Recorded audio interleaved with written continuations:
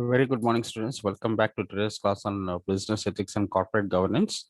So we were discussing unit 3 topics, and we have topics on various scams that are committed around the world.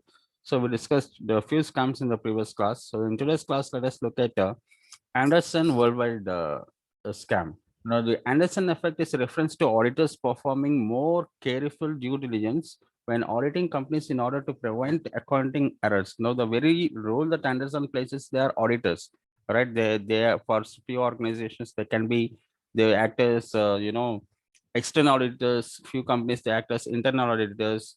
But now questions have been raised over their ethical standards now because of the number of scams that started surfacing. Now their client, most of their reputed clients, right, it's not a small client or it's not an ordinary client. Most of their reputed clients and the big multinational giant companies which are the clients of this particular Anderson. Now they started becoming bankrupt. Now they started collapsing. So the ethical standards of Anderson came into question. I mean, they were in focus. Now, the Anderson effect takes its name from the accounting firm. Now, the name of the firm is Arthur Anderson LLP, which was indicted in a number of accounting scandals. You see, it's there in a number of accounting scandals. And the most famous one being the Enron collapse. By 2001, Arthur Anderson, which was based in Chicago, had grown into one of the big five accounting firms, joining the likes of Price Waterhouse Coopers, Deloitte, Ernst and Young, KPMG. At its peak, and Arthur Anderson employed nearly 28,000 people in the United States and 85,000 people worldwide. So it has got an employee strength of 1 lakh and above. The firm was known globally for its ability to deploy experts internationally to advise multinational businesses across its auditing, tax, and consulting services. So far, so good. Okay, but by 2002, it all came tumbling down. That June, Anderson was convicted of obstruction of justice for shredding documents related to the audit of Enron, resulting in what is known as infamously the Enron scandal. More faulty audits on behalf of Arthur Anderson were discovered in courts of the Enron indictment. Big name accounting scandals linked to Arthur Anderson went on to include Waste Management, Sunbeam, WorldCom, the subsequent bankruptcy of WorldCom, which quickly surpassed Enron as the biggest bankruptcy in the history of the Americans, resulted in a classic domino effect of accounting and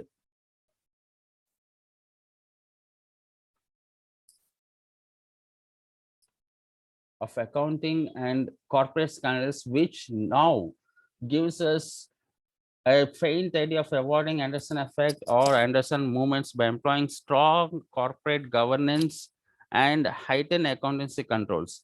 In response to the series of the accounting scandals set off by Arthur Anderson, the US Congress passed the famous Sarbanes-Oxley Act of 2002. Now, the federal law established new or expanded requirements for all US public company boards, management, and public accounting firms. Okay. Now, because of this particular scams that Anderson was included, they happened to form a new corporate governance code of conduct, and the name of that particular law is Sarbanes-Oxley Act of 2002. So, students, we need to understand here Arthur Anderson is an accounting firm which was an auditor for for most of the reputed multinational companies. Right? They have got employee strength of 85,000 employees around the world and 25,000 employees or 28,000 employees within United States. Now that's a huge number. Now, in spite of this particular strength, now Arthur Anderson was hand in glove with the managing directors of the company when they were conducting scams, when they were manipulating the balance sheets, when they were manipulating income statements, profit and loss statements, now this particular statements. So they kept the investors in the dark for a very long time. And when the auditor himself could not do anything to balance the balance sheet, then the manager and the manager of the organization, or might be some whistleblower who brought the issue into the light. And after that, we happen to see these multinational organizations collapsing, falling down because of poor accounting standards and because of the many financial irregularities, or we can say as financial frauds that are being committed by them. And in all the meantime, when these financial frauds were being committed by the management of the organizations, Arthur Anderson knew that these financial frauds were being committed. Now, instead of raising alarm and instead of reporting it to the respective regulatory authorities in those particular countries, Arthur Anderson was hand in glove with this particular organizations, with this particular management, and in fact, it helped them how to commit these financial irregularities or frauds. Now, having come to light, now it has been banned in most of these particular countries, and others other Anderson fell apart. Okay, CNN has reported Arthur Anderson was nearly defunct with just 200 employees remaining. Right, at its peak, it was having 28,000 employees working in it. Now, from all the way to 28,000, now it fell down to just 200 employees. And then the government, and then the court gave its ruling. Now, following the ruling, a former counsel to the Attorney General who had supervised Anderson appeal told NPR that he did not believe the government would seek a retrial because obviously there's nothing left of Father Anderson, and to spend taxpayers' money on another prosecution would be just defying common sense. Now, echoing this, the United States Chamber of Commerce pronounced Anderson dead and said that there is no putting the company back together. And in fact, after that particular humiliation and after that particular fall, Anderson has never returned as a business on even a limited scale also. You see how much disgrace. Starting as a good company, having a very good reputation, raising to the standard, raising to the likes of Price Waterhouse Coopers, Ernst and Young, KPMG, joining the elite club. Now, what a disgrace, what a fall.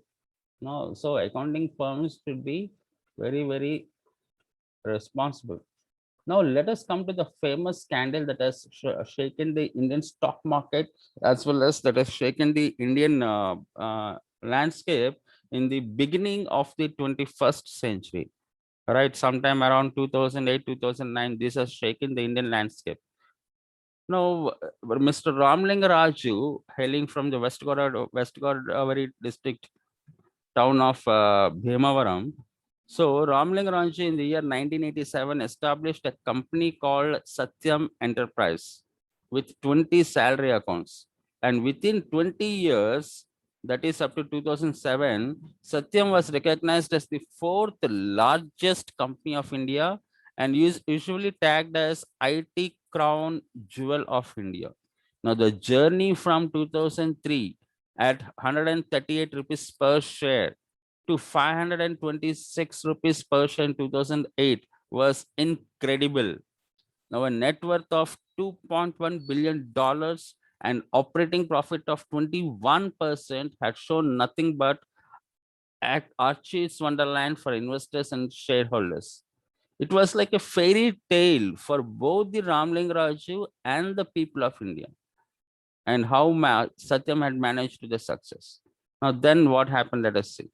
Now, at that time, a lot of companies were using some tricks to increase and decrease assets and liability respectively for increasing the company's share price.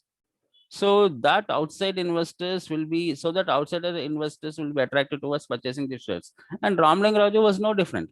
Initially, he also used those tricks to increase Satyam's share price. But during 2008 and 2000, between 2000 and 2008, in those 8 years, he became more greedy and used unfair means to manipulate the asset and liability to massive extent. Right. Now, I'll tell you what actually happened with Satyam Ramanangaraju. After 2002, now he started a company called as EMR. Right. Now, EMRI was responsible for introducing the free ambulance service in Andhra Pradesh. Now, after Y.S. Rajshekar Reddy became the chief minister of Andhra Pradesh, now this particular in the United Andhra Pradesh, now this particular EMRI services were taken up by the government of Andhra Pradesh. So that's one thing. And around the same time, they started a new company called as Satyam Metas Infrastructure. Now you reverse Satyam, Maytas or Satyam. So it becomes Metas. So Metas Infrastructure company was started, and this particular Metas Infrastructure was to basically, gain some government contracts from these state government projects. Get some state government or central government projects and fulfill them. Okay, this Metas infrastructure was started, and then this particular there's another organization. Since he had got two sons, now one business is one particular son, and for the other son he started another business where he started purchasing. It is into basically real estate. So he started purchasing some prime properties in Hyderabad at a very high price. And for establishing these two particular businesses, now the amount he happened to take some of the amount in some hundreds of crores which were in the balance sheet, or which belonged to this particular Satyam Computers. He has taken that particular money, invested this particular money for gaining projects in Metas infrastructure, and invested some money in from the real estate projects and started purchasing lands. He thought infrastructure may take time to take off, but he was very confident about the real estate business. He thought, now since the only thing that keeps happening with land is land prices increase, they never decrease. So since land price always appreciates, it never depreciates, it never decreases. So he thought, when the land prices are very high, he can sell that particular land, and that particular amount he can put it back in the Satyam, so that nobody will know. So around 2002, he started taking off that particular money, and he thought he can do it. But around 2008, what happened? Now the world, we started facing in 2008 global economic meltdown, and in India also we had an impact of this particular global economic meltdown, and because of which in the metropolitan cities and in the prime commercial centers and other places, the land values started falling drastically. Now the pressure started mounting up from the auditors and from the other people also, because you cannot hide a truth for a very long time. And this particular truth, initially only the internal auditor and only the auditors and Mr. Ramling Raju knew what they were doing, and nobody had a faint idea what is going on in the business. Now by the time 2008 came, and when it became unmanageable, now this information has also reached the ears of the CEO and other people, right? And when since the information is slowly going out of hand and it is spreading, now in order to cover this particular issue, he wanted to sell the properties and bring that money, at least shut down the business and then bring that money back. But even when he tried that, he could only bring back 25% or 30% of the amount, a quarter of that particular amount he has taken from Satyam business. Now remaining three-fourth money he can never bring back. So when he knew that he can never bring back, and one fine day it has to collapse, then he called for a press conference.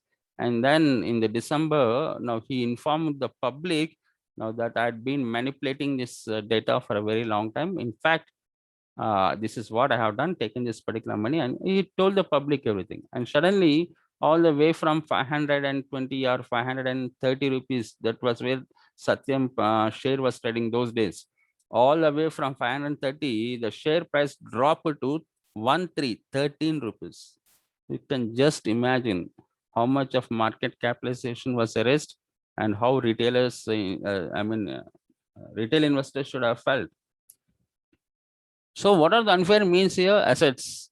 Actual asset value system of Satyam was 1.04 billion, whereas he started showing an actual cash balance of $10 and showed in place of $10, he showed $50, right? And using this particular technique, now he happens to raise the asset value, which is actually 1.4 billion. He raised it to 2.1 billion in paper, right? Similarly, he decreased the liability by 27%, right? The liability was far higher, okay, and he brought that particular liability down to just 253.38 million, right? But actually, it is very, very high. But on he has done all these manipulations by bribing the auditors. Next is the revenue. Actual revenue was 2,112 crores, right? But whereas with the help of by creating fake account customers and fake invoices, no, he happened to show to the public the actual revenue as 2,700 crores, which is not. Now there again a fraud is being committed. Next, ghost employees, right? He strategically, obviously, with the help of auditors, he created 6,000 fake salary accounts in the company books. That is, he created 6,000 ghost employees who did not even exist in reality, right? And every time he was drawing those particular salaries, and he was putting that money into his personal account. And finally, loan advance. He created a fake loan advance by which he was able to show fake interest income from those advances. In this way, he managed to create 77.46 million of assets out of vain. Now, what went wrong? Now, Ramling Raju was aware of the fact that sooner or later his planning and scheming was going to be revealed by SEBI due to massive difference between actual and book value and the paper value. Yet he had a trump card to play which could save Satyam from all the disgrace and humility. Ramling Raju's family had a company named Metas, which was basically an infrastructure company, as I told you. It was a genuine company and was showing genuine profits since last 5 years. Ramling Raju had a stake of 37% in that company, and he was one of the deciding board members in that particular company. The only way to decrease the difference between the actual and the book value assets in Satyam was to purchase some genuine assets out of fake cash is showed in the balance sheet. So he, without even consulting the shareholders and major investors, influenced the board members to acquire Metas at $300 million. But when shareholders got to know about this deal, they got panicked. They thought Ramling Raju was using this deal to gain unfair advantage in Metas, as he was a 37% stakeholder there. Now, nobody cared about the fact he was trying to save Satyam from upcoming scam and humility.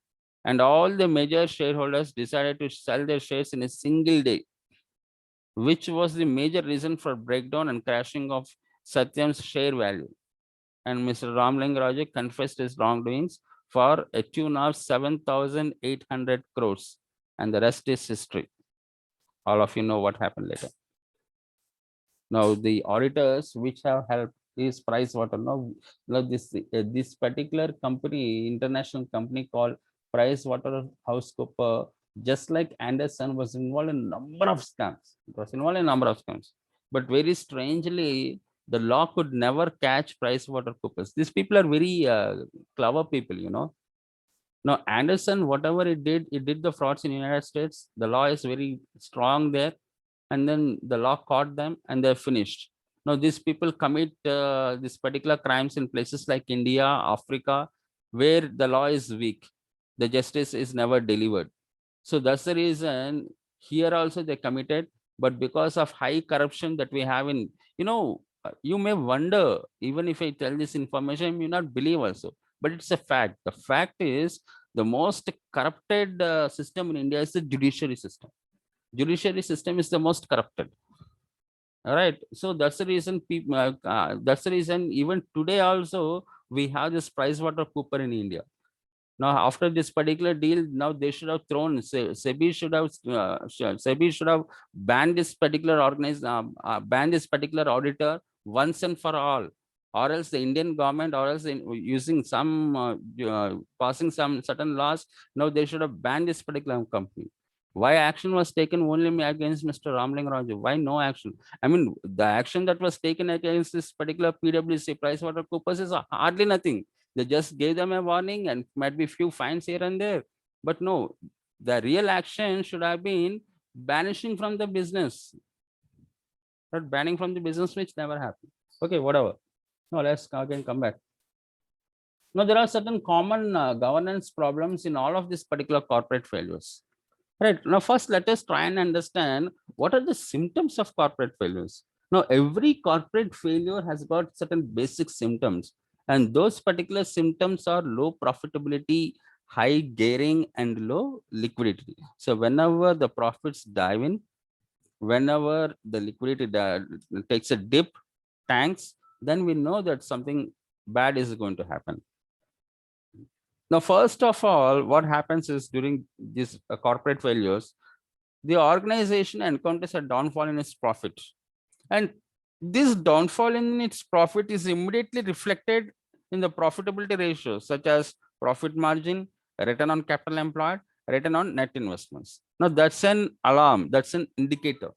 Now, once the alarm sets in, you should be careful, but nobody cares about the alarm. And that's the reason, this sort of scams keep on happening every now and then in our country. Not just in our country, around the world. Now, cases of corporate failure. No, you know why no action is being taken, or why these things keep happening? Because in almost all these places, governments are run not by politicians. Governments are run by politicians, but governments are influenced. Every policy that government rolls out, now all these policies, all the major and key decisions of the government are influenced by corporates. Now corporate run us, right? Now, since corporate run India, or since corporates run the government, now an organization, I mean, a business person who was nobody and who was somewhere around, not even in the top 100 list, could suddenly become the second richest person of Asia. Doesn't happen overnight just like that, right? Now, that's how corporates manipulate the government and the political parties. Anyway, let us look at the causes of corporate failure. Now, the major cause for corporate failure is economic distress. Now, economic downturn is one of the major cause of many corporate failures across many businesses. The decline in the economy may lead to a reduction in the activities, which adversely affects the performance of many firms. And the second thing is the mismanagement. Mismanagement here implies improper management control. Now, lack of management control over the working of employees and other business activities. Is generally this mismanagement, the word which you are using, it refers to lack of managerial skills, lack of experience, right? In terms of their strategic capability, we find weak strategic capability, weak leadership, weak teamwork, ineffective coordination, lack of foresightedness. Now, all these things are the reasons of mismanagement. Similarly, technological causes also is one of the major reasons. Now, with the advancement in the technology, new modes of doing business have been introduced, which are far, far better than the traditional ones. And if an industry fails to employ the latest information and production technology, then the chance of failure of the firm may increase drastically. Right. And one of the hidden problem which many people don't see but causes a major havoc internally is a working capital problem. All right. It's just like gangria. On external, you find your foot or you find your hand extremely well. But when once you decide, you see everything is rotted. Everything is rotten. And ultimately, you have to chop off that arm. You'll have to cut off that particular leg. Right. Now, this particular working capital is just like gangrene only. Now, when the company is going through financial distress, it may face liquidity shortages. Due to the insufficiency of funds, the organization fails to carry out the day-to-day operations of the organization properly, and thus weak liquidity becomes very evident. All right. Next is the fraudulent management. Corporate collapse is also mainly caused by the fraud of the management. There are instances when managers are influenced by personal greed, due to which they use unfair means such as falsification in the financial statements and accounts and reports of the company also. Okay. Now, besides all these reasons mentioned above, there are some other reasons which also result in the sickness of the company. Now, they can be financial distress, poorly structured board, over expansion, diversification, dishonest or dishonest audit committees. Now, among all these reasons, the major one is the dishonest audit committee. Because of dishonest audit committee, every organization is able to do a fraud. If the audit committee are transparent, now PricewaterhouseCoopers should have raised an alarm, right? They should have raised an alarm in the first instance. They should not have accepted accepted to Ramling Raj's proposal now to take money from Satyam and put it in Metas. They should not have accepted. In almost all the cases, they knew. Anderson is a auditor. Anderson knew what Enron was doing. Anderson knew what WorldCom was doing, but they did not raise an alarm. Right. So I mean, if you criminally, the real culprits are auditors only. Now, obviously, human mind always goes towards the wrong direction. We are always drawn towards bad. We are always drawn towards evil because it is there in our blood. Greediness is there in our blood to amass more and more wealth, to amass more and more money. When we have lakhs, we think of crores. When we have crores, we think of 100 crores. When you have 100 crores, you think of 1,000 crores. Now, that particular thirst of gaining wealth, the thirst of amassing wealth never dies. So, auditor is supposed to play a very key role. And these auditors, when they don't raise their voice, when they don't act as whistleblowers, and when they go hand in glove with the management, this sort of frauds will surface. And even today also, exactly the same is happening still. Still, we see the auditors hand in glove with the management only. And that's the reason every now and then a new scam keeps surfacing in India. Not just India, around the world. Okay. So with that, let me stop this particular class here. So in the next class, when we come back, we'll start off with the regulatory framework of corporate governance in India. Yeah. So till then, have a nice time. Thank you one and all for your patient hearing.